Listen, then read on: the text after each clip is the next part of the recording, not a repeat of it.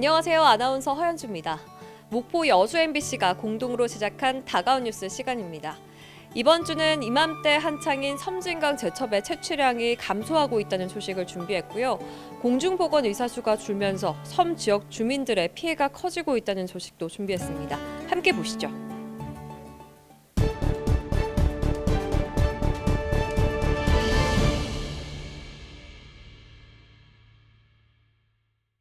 강물과 바닷물이 만나는 섬진강 하류입니다.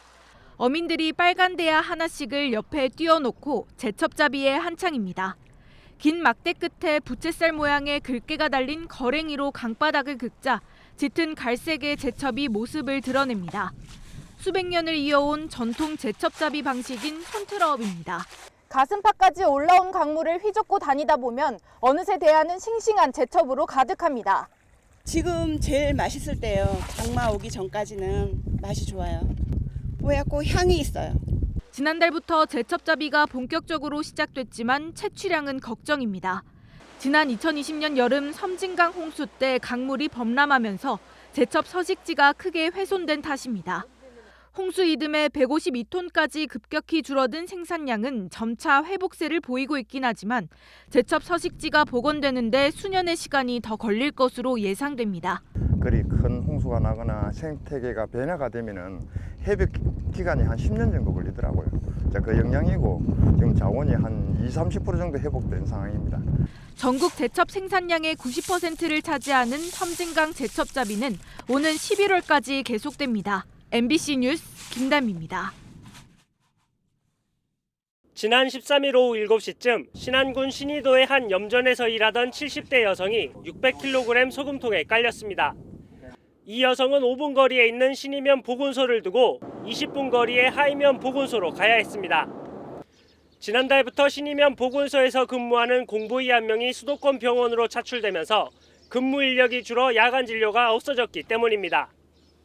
하의면 보건소에서 응급처치를 마친 여성은 또다시 신의도로 넘어와야 했습니다. 야간이라 해경배를 타고 이송해야 하는데 하의도에서는 해경배를 탈 수가 없던 겁니다. 다시 20분 거리의 신의도로 되돌아가 배를 탄 여성은 사고 4시간 만에야 목포의 한 병원으로 이송될 수 있었고 갈비뼈 골절로 전치 6주 진단을 받고 입원했습니다. 이런 순간적인 사고를 응급 상황을 대처할 수 있는 그런 것이 바로 우리 보건소인데 특별한 병원도 없고 보건소인데 보건소에서 다리 건너 다른 면 보건소로 간다는 것은 참 저희들로서는 이해가 안 됩니다. 섬 지역에서 응급 상황이 발생할 경우 공보위를 통해 해경 이송 요청이 가능하다 보니 문제가 발생한 겁니다. 이달 초에도 뇌출혈 증상을 보인 70대 여성이 하의도까지 보건소를 갔다가 해경배를 타고 이송되는 등 이 같은 상황이 처음은 아닙니다. 지역별로 공보위가 차출되면서 24시간 진료 장비를 갖춘 하의도 대신 신의도에서 인력을 뺄 수밖에 없었던 신안군도 당혹스러워하고 있습니다. 이제 이미 개정을 했으니까 선생님들하고도 이제 그 원만하게 이제 하려고 하면 저희가 이제 그 부분이 시간이 약간은 필요한데 오래 걸리지는 않을 거예요. 당장 이제 이번 주 아니면 저희가 가닥을 잡아서 조치가 될 것 같아요. 올해 전남 지역 공보위는 229명으로 지난해보다 38명 줄어들었습니다. 전라남도는 진료 차질을 막기 위해 순회 진료 등을 늘리고 있다지만 응급 매뉴얼 개선이나 추가 인력 지원 없이는 의료 공백으로 인한 주민 피해는 계속될 전망입니다. MBC 뉴스 박종호입니다. 책상과 의자가 가득 실린 트럭이 파출소 주차장에 멈춰섭니다. 일사불란하게 맡은 물건을 내리는 사람들은 경찰관들. 인근 초등학교에서 사용하지 않는 책상을 기부받아 사용한 흔적을 지워내고 꼼꼼히 닦아냅니다. 저희 관내에 저속증이 많이 있다 보니까 얘들이 땅바닥에서 공부하고 있는 것을 여러 번 목격을 했거든요. 그래서 이런 애들 뭔가 저희들이 좀 도와줄 수 있는 방법이 없을까 싶어요. 잠시 후 도착한 곳은 외할머니가 손녀들과 살고 있는 작은 아파트. 비좁은 방에 책상을 둘 공간도 살 돈도 없다 보니 실제로 바닥에 엎드리거나 베란다 문에 기댄 채 공부해왔던 자매는 신이 났습니다.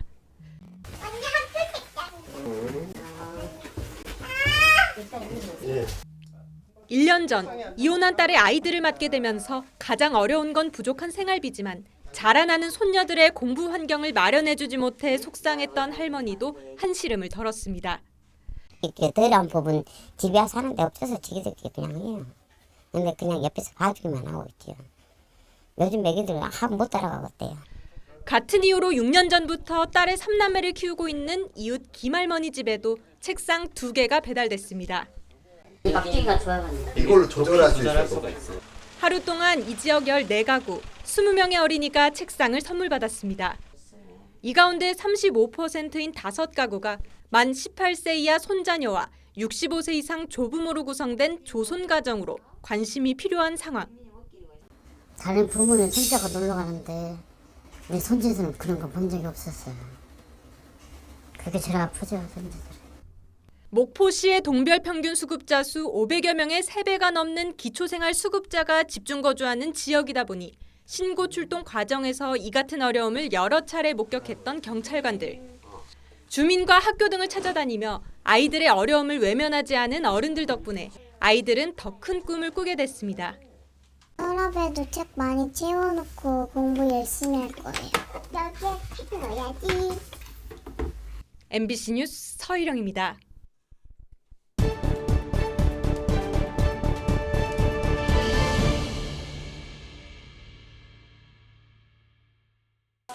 밀짚 모자를 쓰고 바구니를 든 청년들이 해남 두류산 자랑 녹차밭에 이른 아침부터 3355 모여듭니다.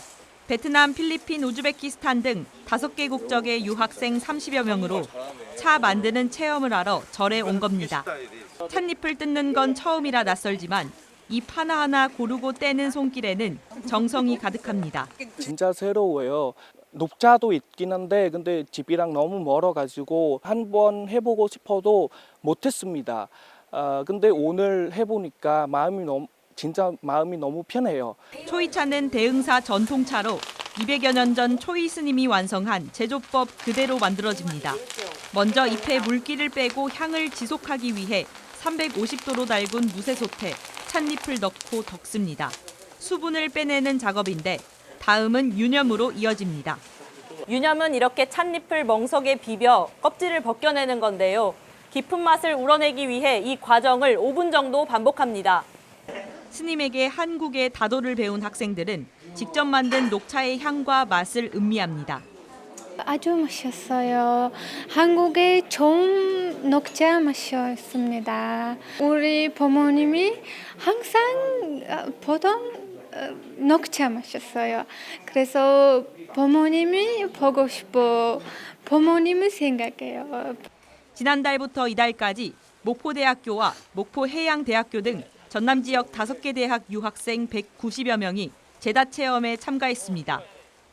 이 체험은 지난 2022년부터 세계유산 활용 프로그램으로 선정돼 해마다 문화재청 예산 1억여 원을 지원받아 무료로 열리고 있습니다.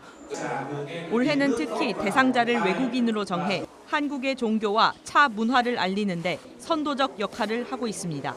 중국에도 있고 일본에도 있고 여러 동남아에도 이제 차 문화가 있는데요. 이제 우리 한국에도 그에 못지않는 차 문화가 있다는 것을 보여주고 싶었고요. 대흥사는 올해 하반기 산지승원 산책과 창작 음악 공연 등 방문객과 함께하는 다양한 행사를 준비한 가운데 내년에는 제다 체험도 더욱 확대할 예정입니다. MBC 뉴스 김규희입니다. 돌산대교와 장군도를 비롯해 바다를 낀 여수의 풍경을 한눈에 담을 수 있는 남산공원입니다. 과거 활용 방안을 두고 의견이 분분했지만 설문조사와 공청회 등을 거쳐 시민들이 편하게 이용할 수 있는 자연 친화형 근린공원으로 만들기로 결정됐습니다. 이에 따라 여수시는 지난 2020년부터 정원과 잔디광장, 야외 무대 등을 조성했고 곧 준공을 앞두고 있습니다. 그런데 이 남산공원을 관광형 랜드마크로 개발하자는 주장이 다시 고개를 들고 있습니다. 공원의 활용도를 높이고 관광객도 끌어모을 수 있는 새로운 콘텐츠를 만들어야 한다는 겁니다. 트렌드가 변화하기 때문에 계속해서 발굴하는 게 맞습니다. 관광형 랜드마크를 만드는 게 우리가 남산공원을 활용하는 데 더 높은 가치가 있다고 저는.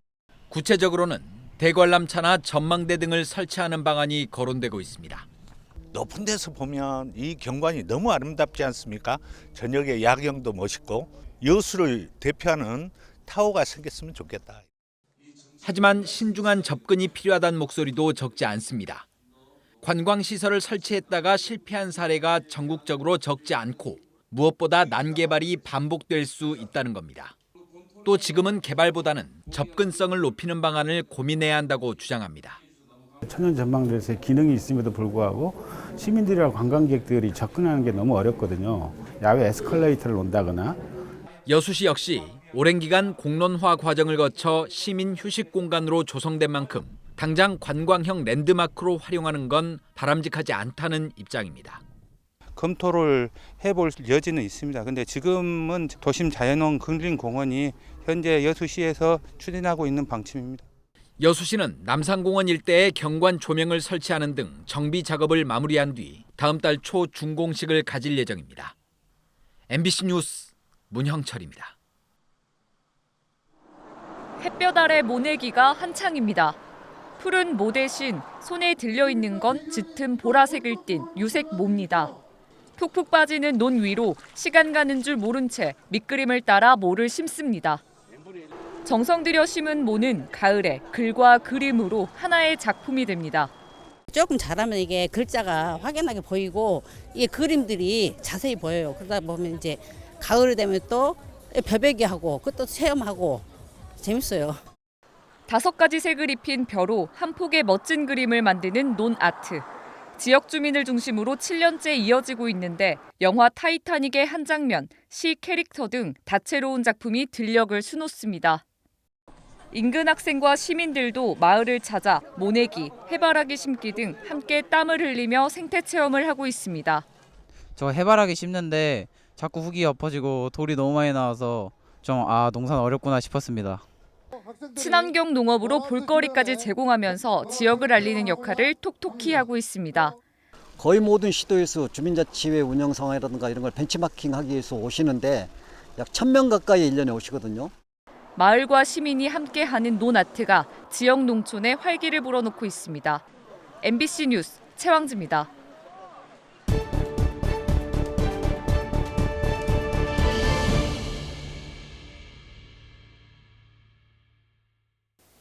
오늘 다가온 뉴스 어떻게 보셨나요? 다음 이 시간에는 더욱더 풍성한 소식으로 찾아뵙겠습니다. 여러분의 많은 관심 바랍니다. 고맙습니다.